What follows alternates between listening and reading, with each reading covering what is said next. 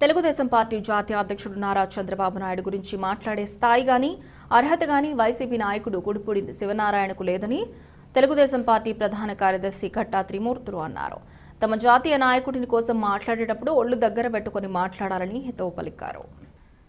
తాళ్లరేవు మండలం చొల్లంగి గ్రామంలో తెలుగుదేశం పార్టీ నాయకులు కట్టా త్రిమూర్తుల నివాసంలో శనివారం ఏర్పాటు చేసిన విలేకరుల సమావేశంలో ఆయన మాట్లాడుతూ తెలుగుదేశం పార్టీ జాతీయ అధ్యక్షుడు నారా చంద్రబాబు నాయుడు గురించి మాట్లాడే స్థాయి గాని అర్హత గాని వైసీపీ నాయకుడు గుడిపూడి శివనారాయణకు లేదని తెలుగుదేశం పార్టీ ప్రధాన కార్యదర్శి కట్టా త్రిమూర్తులు అన్నారు. తమ జాతీయ నాయకుడిని కోసం మాట్లాడేటప్పుడు ఒళ్ళు దగ్గర పెట్టుకుని మాట్లాడాలని హితవు పలికారు. 3 ఎమ్మెల్సీలే కదా అని ఎగతాళి చేస్తున్నారని, ఆ ఎమ్మెల్సీలు 103 నియోజకవర్గాలకు చెందిన పట్టభద్రులు ఎన్నుకున్నారని, ఆయన పట్టభద్రులు అని వారి అర్హత ఏమిటని తెలియని వారికి వాటి విలువ ఎలా తెలుస్తుందన్నారు. చంద్రబాబు నాయుడు రాజకీయంపై బహిరంగ చర్చకు తాను సిద్ధమని, దమ్ముంటే శివనారాయణ రావాలని కోరారు. వైఎస్ఆర్సీపీ నాయకులు గుడిపూడి శివనారాయణ గారు చంద్రబాబు గురించి, చంద్రబాబు వ్యవహారం గురించి మాట్లాడుతూ ఉన్నారు.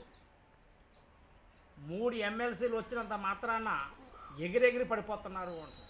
అసలు 3 ఎమ్మెల్సీలు వ్యవహారం ఏంటో మీకు తెలుసా? పూర్తిగా పట్టభద్రులు ఎమ్మెల్సీలు అంటే ఏంటి తెలుసా?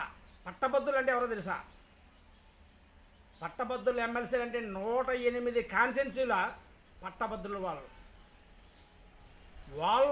వాళ్ళ ద్వారా ఎంపిక కాబడినటువంటి ఎమ్మెల్సీలు ఇవి. పట్టభద్రులు మనకి రాజ్యాంగాన్ని రచించిన వాళ్ళే పట్టభద్రులు. మన స్వాతంత్రం తేడానికి ప్రధాన కారకులు పట్టభద్రులు. అటువంటి పట్టభద్రుల ద్వారా ఎంపిక కాబడిన ఎమ్మెల్సీలని అంత హేళనగా మాట్లాడడం మీకైతే తగదు. అది మీకు తెలియక, అంటే వాస్తవంగా పట్టభద్రులు అంటే మీరు చదువుకుని ఏడితే తెలిసేడ్చును, మీకు పూర్తిగా ఎడ్యుకేషన్ పరంగా లోపం వల్ల మీకు అర్థమై ఏడుతలేదు. మీకు ఒకటే చెప్తున్నా, పట్టభద్రుల విషయాల్లో 3 విషయాలు ఏదో అంటున్నారు. మరి స్థానిక సంస్థలు ఏదో చెప్తున్నారు మీరు అన్నీ మావే అని. ఏవయ్యా మీరు తెంగరోళ్ళ అంగరోళ్ళ నాకు అర్థం కావట్లా. స్థానిక సంస్థల్లో తెలుగుదేశం పార్టీ బాయ్కట్ చేసింది.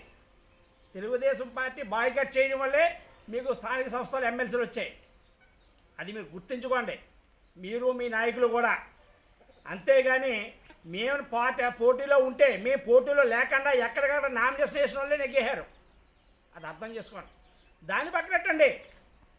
నిన్నగాక మొన్న అధికార పార్టీ అయ్యండి పక్క ఎమ్మెల్యేలను తీసుకొని ఎమ్మెల్సీ ఎక్కించుకుంటారు. అటువంటి ప్రతిపక్షంలో 19 మంది ఎమ్మెల్యేలే ఉన్నారు, కానీ మాకు 23 మంది ఎమ్మెల్యేలతో నెగ్గాం. మా నాయకుడు గొప్ప అంటారా, లేకపోతే మీ నాయకుడు చేతకానివాడని అంటారా? మీరు మీ నాయకుడు చేతకాని వాళ్ళు కాబట్టే మేము ప్రతిపక్షంలో ఉండి కూడా ఎమ్మెల్సీని ఎక్కించుకోగలిగాం. మీరు ఏదో చెప్తూ ఉన్నారు సంక్షేమ కార్యక్రమం